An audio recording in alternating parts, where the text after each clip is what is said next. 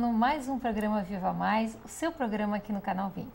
Eu, Ana Paula Sorrentino Delvaux e Miguel Sorrentino Júnior, entrevistamos todas as semanas os maiores especialistas sobre saúde, estética, prevenção e doenças. Falamos de como viver mais, com melhor qualidade de vida.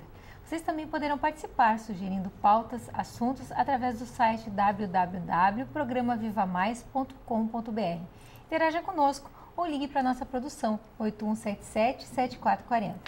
Hoje os nossos convidados são o Dr. Miguel Luciano Silva, que é cirurgião dentista, especialista em cirurgia bucomaxilofacial e também chefe do serviço de cirurgia bucomaxilofacial do HPS de Canoas, e doutorando em estomatologia, e a doutora Gisela Grande, que também é cirurgiã dentista, especialista e mestre em cirurgia bucomaxilofacial e doutoranda também em estomatologia.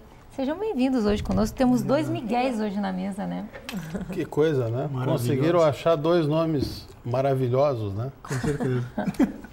Mas, Miguel, normalmente, Gisela, normalmente a Ana fica meio que fazendo o papel do leigo aqui na bancada. Correto. Porque as últimas vezes foram colegas médicos, né? E hoje o leigo vou ser eu, tá? Então, se as perguntas não forem muito inteligentes, faz de conta que a pergunta foi inteligente. Então, respondam me cortando de vez, por favor. Claro. E eu fico feliz que hoje estou com dois colegas da área da odontologia comigo aqui, né? Porque a nossa formação na faculdade de medicina, na área de odontologia, é muito pobre, né? Se eu te disser que eu acho que não só eu, como a grande maioria dos médicos não sabe o número exato de dentes, nem nomenclatura certa dos dentes, é uma coisa que eu não vou estar mentindo, vocês sabem disso. Né? Mas tem algumas coisas, principalmente na minha área, que tem muito a ver com a área de vocês, porque a gente acaba trabalhando com estética, tanto eu como cirurgião plástico e vocês fazendo bucomaxilo, né?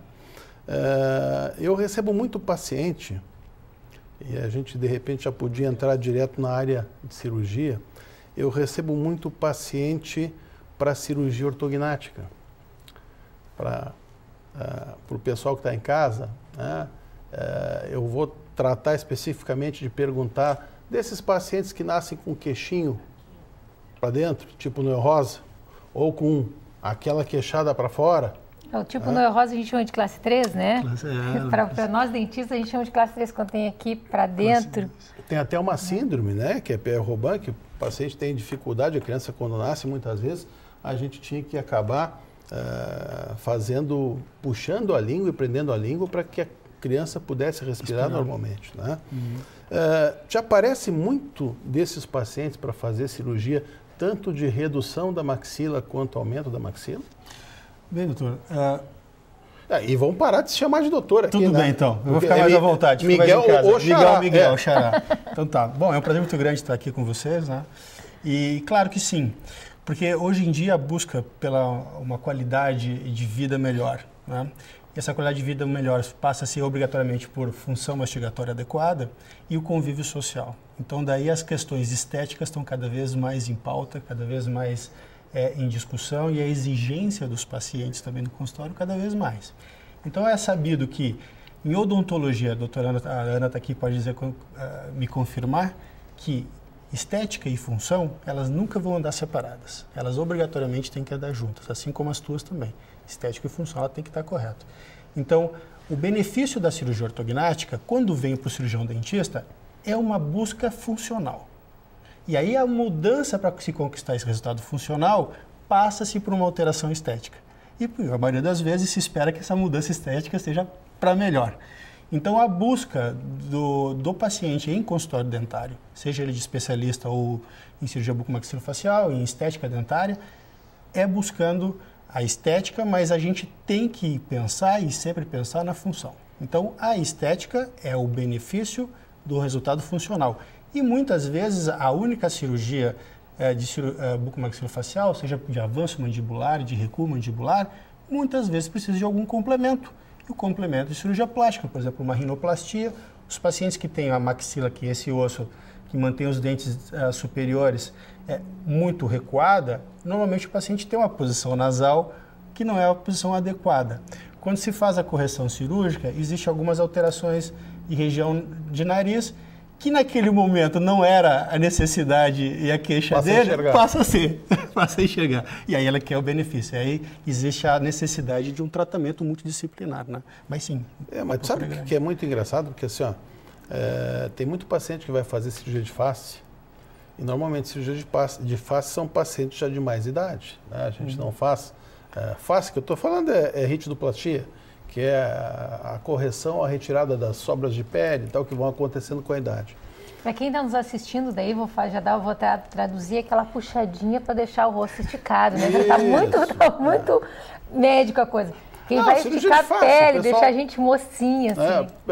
Todo mundo conhece, eu vou fazer uma cirurgia de face ou um mini lifting, que está muito na moda. Nada mais é do que uma cirurgia de face convencional, só que mini, porque se reduziu o tamanho da cirurgia. Sim. Mas toda vez que a gente minimiza muito, o resultado também é mínimo. É mínimo, né? Então, o que acontece muito seguido com a gente na clínica é que isso é muito seguido mesmo, viu? Muitas vezes o paciente faz a cirurgia e normalmente a gente fotografa antes. É uma tendência, quando o paciente chega na clínica, a gente dá um comprimidinho, então o paciente vai dormindo para a sala de cirurgia.